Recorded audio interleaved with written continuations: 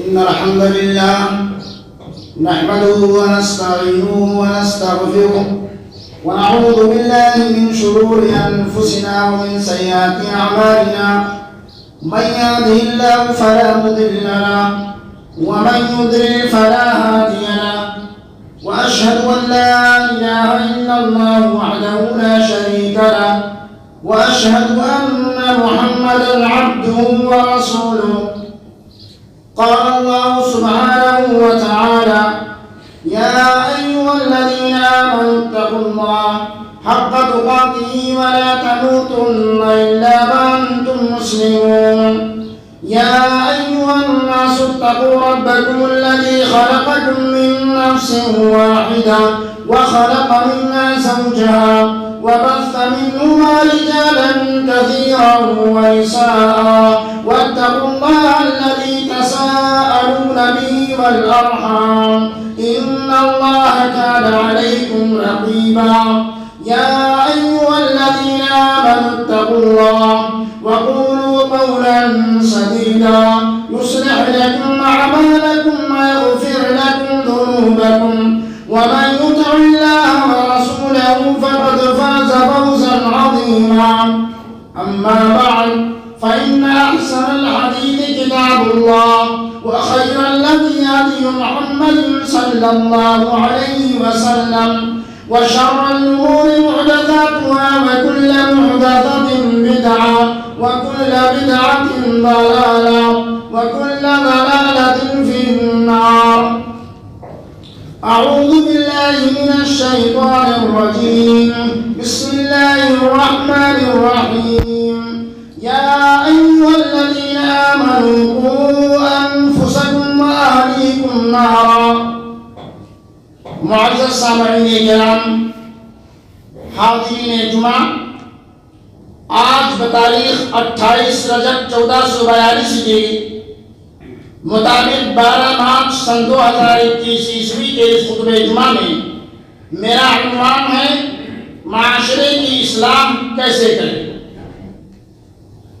آئیے پہلے قرآن کریم کا ترجمہ سنتے ہیں۔ میرے بھائیو، اللہ رب العالمین نے اس آیت کریمہ کے اندر ارشاد فرماتے ہیں: یا ایھا الذین آمنوا قوا انفسکم واہلیکم نارا. اے ایمان والو، بچاؤ اپنے آپ کو اور اپنے اہل خانہ کو جہنم کی آگ سے۔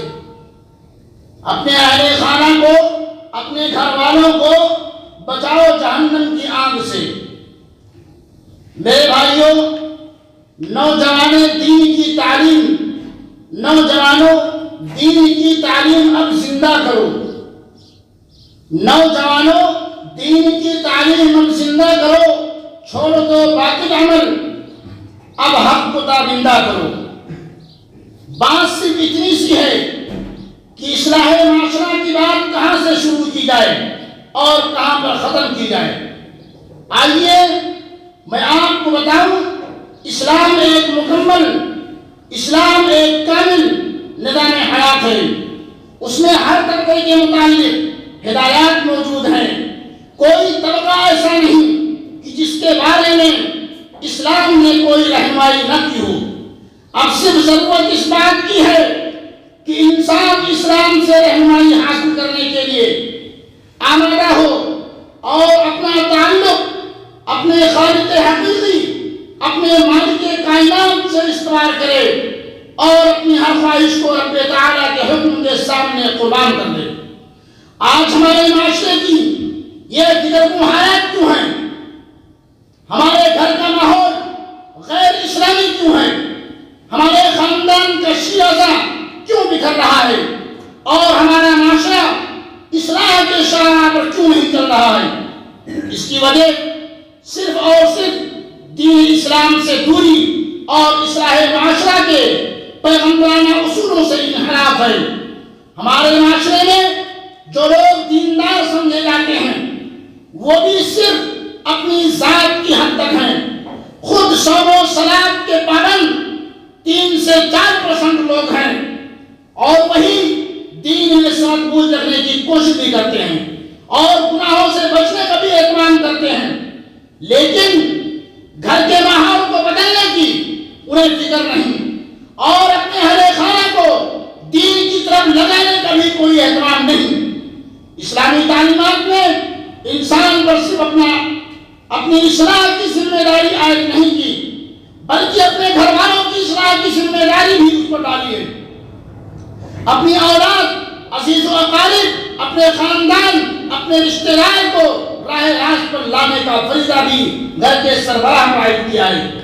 خدا انبیاء علیہ السلام بھی اس فریضے سے مستثنا قرار نہیں دیے گئے، حتیٰ کہ امام الانبیاء جناب محمد رسول اللہ صلی اللہ علیہ وسلم کو نبوت سے سرفراز کرنے کے بعد اللہ رب العالمین کی طرف سے جو پہلا حکم دیا گیا تھا، جو پہلی دعوت دی گئی تھی، جو پہلا تبلیغی کام دیا گیا تھا، وَأَنذِرْ عَشِيرَتَكَ الْأَقْرَبِينَ، کہ اپنے قریبی رشتہ داروں کو اللہ کے عذاب سے ڈرائیے۔ عشیرہ کے معنی کنبہ، قبیلہ اور خاندان کے ہیں، یعنی تذکیر و ترہیب اپنے گھر سے شروع کریں۔ اسی طرح ایک دوسری آیت میں اللہ رب العالمین نے مومنین سے خطاب کے ذریعے اس بات کی تنبیہ فرمائی، چنانچہ ارشاد فرمایا یا ایھا الذین آمنوا قوا انفسکم واہلیکم نارا، اے ایمان والو بچاؤ اپنے آپ کو اور اپنے اہل خانہ کو جہنم کی آگ سے۔ اس آیت میں گھر کے سربراہ کو حکم دیا جا رہا ہے کہ خود بھی دوزخ کی عذاب سے بچیے، اور جو لوگ اس کی تربیت، اس کی کفالت اور اس کی ماتحتی میں رہتے ہیں ان کو بھی عذاب سے بچائیے۔ چنانچہ جب یہ آیت کریمہ نازل ہوئی تو حضرت عمر بن خطاب رضی اللہ تعالی عنہ آپ صلی اللہ علیہ وسلم کی خدمت میں حاضر ہوئے اور عرض کیا، اے اللہ کے رسول صلی اللہ علیہ وسلم، اپنے آپ کو دوزخ سے بچانے کی فکر کی جائے، یہ بات تو میری سمجھ میں آ گئی، لیکن اہل و عیال کو کس طرح دوزخ سے بچائیں؟ آپ صلی اللہ علیہ وسلم نے فرمایا، اپنے اہل و عیال کو دوزخ سے بچانے کا طریقہ یہ ہے کہ اللہ تعالیٰ نے آپ کو جن کاموں کے کرنے کا حکم دیا ہے تم بھی ان کاموں کے کرنے کا اپنے اہل و عیال کو حکم دو، اور جن کاموں سے اللہ تبارک و تعالیٰ نے منع کیا ہے تم بھی ان کاموں سے اپنے اہل و عیال، اپنے بیوی بچوں کو منع کرو۔ یہ عمل ان کو دوزخ کی آگ سے بچا سکے گا۔ یہ آیت ہر انسان پر ایک فرض عائد کرتی ہے کہ وہ اپنی بیوی اور اولاد کو فرائض شرعیہ اور حلال و حرام کے احکام کی تعلیم دیں اور اس پر عمل کرانے کی عملی کوشش کرے۔ حدیث میں آتا ہے کہ آپ صلی اللہ علیہ وسلم نے فرمایا، انسان کا اپنی اولاد کو ادب سکھانا، اپنی اولاد کو تعلیم دینا، اپنی اولاد کو ادب کے ذریعے تنبیہ کرنا ایک سا غلہ صدقہ کرنے سے بہتر ہے۔ نیز آپ صلی اللہ علیہ وسلم نے فرمایا، کسی باپ نے اپنے بچے کو ادب سے پڑھ کر کے کوئی ہدیہ نہیں دیا۔ مشکات کی روایت ہے، ان احادیث میں آپ صلی اللہ علیہ وسلم نے اپنی اولاد کی تعلیم و تربیت پر کتنا زور دیا ہے۔ ان کی تعلیم و تربیت اور ادب سکھانے کو صدقہ کرنے سے افضل قرار دیا ہے۔ جب اولاد کی تربیت اچھی ہوگی تو ظاہر ہے کہ وہ والدین کے لیے سکون قلب اور نیک نامی کا باعث بنے گی۔ بعض حضرات یہ عذر بیان کرتے ہیں، بعض لوگ یہ عذر پیش کرتے ہیں کہ ہم نے بہت کوشش کی اپنے گھر کے ماحول کو سدھارنے کی، ہم نے بہت کوشش کری اپنے گھر کے ماحول کو درست کرنے کی اور اپنی اولاد کو اچھی تربیت دینے کی، لیکن زمانہ کچھ ایسا ہی چل پڑا ہے، زمانے کی رفتار کچھ ایسی چل پڑی ہے کہ اولاد ہماری وعظ و نصیحت کا کوئی اثر لینے کو تیار نہیں اور نہ ہی ہماری بات پر کام دھرنے کو تیار ہے۔ تو اس میں ہمارا کیا قصور ہے؟ لیکن یہ خیال محض ایک دھوکہ ہے، حقیقت کچھ بھی نہیں۔ سوال یہ ہے کہ آپ نے کتنی کوشش کی ہے اپنے گھر کو درست کرنے میں، اپنی اولاد کو سدھارنے میں آپ کی کتنی کوشش رہی ہے، کتنے اضطراب اور کتنے سوزے دل کے ساتھ ان کو آپ نے سمجھانے کی کوشش کیا ہے۔ آپ کی اولاد اگر جسمانی طور پر بیماری میں مبتلا ہو جائے، آپ کی اولاد اگر جسمانی طور سے بیمار ہو جائے، بیماری میں مبتلا ہو جائے، خدا نہ کرے آگ میں چھلانگ لگانے کی خواہش ظاہر کرے، تو اس وقت آپ اپنے دل میں اس کو بچانے کی آپ کے دل کے اندر کتنی طرف ہوگی آپ مجھے بتائیے، اور یہ طرف آپ کو کیسے کیسے مشکل ترین مراحل سے گزرنے پر مجبور کرے گی۔ لیکن یہ سب کچھ سہ لینے کا آپ میں حوصلہ موجود ہوگا، اور آپ بیدار ہوں گے کہ کبھی یہ گھڑی آئے کہ میں اپنی اولاد کو، میں اپنے بیٹے کو صحت و عافیت کے ساتھ دیکھوں، اور یہ مشکل وقت ہم سے ٹلے۔ سوال یہ ہے کہ آپ نے کبھی اپنے بیٹے کو گناہ کی چکی میں پستے دیکھ کر اس قدر پریشانی اٹھائی ہے اور اتنی طرف محسوس کی ہے جتنی اس کی بیماری کی حالت میں محسوس کی تھی؟ اگر آپ نے اس قدر کوشش کر ڈالی ہے اور اتنی طرف محسوس کی ہے تو بلا شبہ آپ نے اپنا فرض بجا طور پر ادا کر دیا اور آپ کی کوشش کو قدر کی نگاہ سے دیکھا جائے گا۔ لیکن اگر معاملہ اس کے برعکس ہے، یعنی آپ نے اتنی کوشش نہیں کی جتنی کرنی چاہیے تھی، یا آپ نے اتنی لگن اور کاوش کا مظاہرہ نہیں کیا جتنا دنیاوی بیماری پر کیا تھا، تو بے شک آپ کے انداز تربیت میں کوتاہی ہے، آپ کے تربیت کرنے میں جو ہے کمی ہے۔ جب آپ دنیاوی معاملات میں اس کے ساتھ سختی کا برتاؤ کرتے ہیں تو کیا وجہ ہے کہ دین کے معاملے میں اتنی نرمی اختیار کی گئی؟ ایک دو دفعہ کہہ دینے سے، ایک دو دفعہ ڈانٹ ڈپٹ دینے سے اکتفا کر لینے کا کام نہیں میرے بھائیو۔ اس سے جو ہے ایک مرتبہ ڈانٹ دینے سے، ایک مرتبہ جو ہے تنبیہ کر دینے سے یہ آپ کی فرض ادا نہیں ہوگی۔ مسلسل آپ کو جو ہے بڑے پیار انداز سے اور ہر طریقے سے آپ کو سدھارنے کی جو بھی پہلو اختیار کیا جائے اسے آپ کو کرنا پڑے گا۔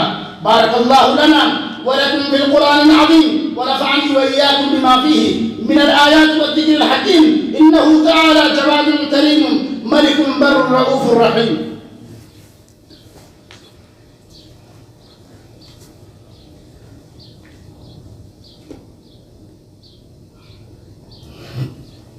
الحمد لله على إحسانه والشكر له على توفيقه وامتنانه، وأشهد أن لا إله إلا الله وحده لا شريك له تعظيما لشانه، وأشهد أن محمدا عبده ورسوله، أما بعد۔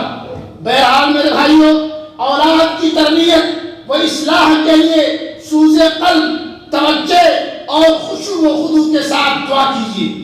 آپ اپنی اولاد کے لیے خشوع و خضوع کے ساتھ دعا کیجیے اور ساتھ ہی ساتھ ان کی تعلیم و تربیت پر بھی بھرپور توجہ دی جائے تو بہت جلد اس کے ثمرات ظاہر ہو سکتے ہیں۔ جب ایک فرد اپنی اصلاح کی طرف پوری توجہ مبذول کرے گا تو اس سے ایک اچھا معاشرہ وجود میں آئے گا، اور جب ایک معاشرہ اپنی صحیح راہ کی طرف چل پڑے گا تو دھیرے دھیرے اس کے اچھے اثرات پوری قوم کے اندر منتقل ہوں گی اور پوری قوم کے اندر اصلاح کا جذبہ بیدار ہوگا۔ آخر میں معاشرے کی اصلاح سے متعلق آخری بات کہہ کر کے میں اپنی بات ختم کرنا چاہوں گا۔ اگر آپ اس بات پر ایمان رکھتے ہیں کہ آپ کا دین پر حق ہے اور مرنے کے بعد جزا و سزا کے مراحل پیش آنے والے ہیں تو خدا کے لیے اپنی اولاد کو بھی اس جزا اور سزا کے دن کے واسطے تیار کیجیے، اسے ضرور تعلیم دلوائیے، اس کے ذہن کی شروع ہی سے ایسی تربیت کیجیے کہ اس میں نیکیوں کا شوق اور گناہوں سے نفرت پیدا ہو۔ اس کی صحبت اور اس کا ماحول درست کرنے کے لیے اہتمام کیجیے۔ اپنے گھروں کو تلاوت قرآن کریم اور اسلاف امت کے تذکروں سے آباد کیجیے۔ اپنے گھروں کے اندر تلاوت قرآن کریم کو نافذ کرائیے، اپنے گھروں کو اسلامی ماحول بنائیے، اپنے گھروں کو جو ہے تربیت کا ذریعہ بنائیے، جس طریقے سے نبی کریم صلی اللہ علیہ وسلم نے اپنے پورے خاندان کو، عیسیٰ و اقارب کو جمع کر کے ایک مؤثر خطبہ دیا تھا۔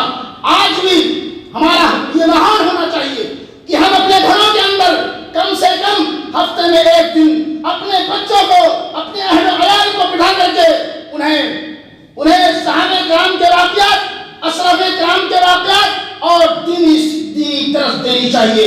یہ چیز ہمیں اپنے گھر کے اندر نافذ کرنی چاہیے میرے بھائیو۔